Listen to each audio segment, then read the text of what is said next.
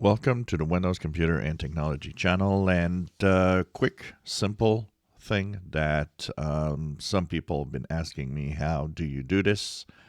We often talk about all sorts of things on computers, from very easy things to very complex things, but sometimes there are the basics that we miss out and that people want to learn more.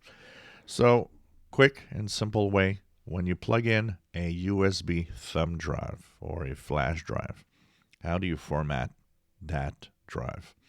Simply go to your File Explorer and you'll see the drive. It should appear on your screen. If it doesn't appear on your screen, mine is here. You can also look at this PC if you want to see it appear. Usually it appears as a drive with a letter. So in my case, it was formatted with a Windows install, and I want to, claim that and put it back to a empty drive. How do you format a USB thumb drive? Simply right-click on the drive. There's the format. There you have two choices: NTFS or FAT32 or exFAT. Depends on what you want to do. So whatever it offers you, you can choose that, but I would suggest NTFS is the standard that you should use.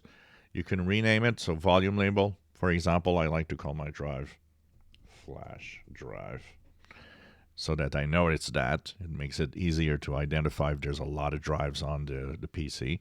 You can name it whatever you want, backup or, thumb drive, whatever. Choose quick format. You don't need to do a full format, which is much longer. Quick format is enough. And of course, you have the capacity here that shows up.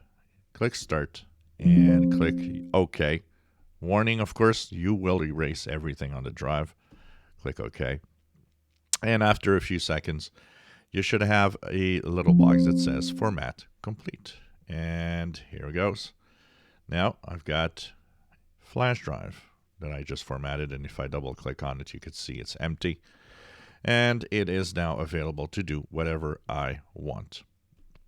If you enjoy my videos, please subscribe, give us a thumbs up. Thank you for watching.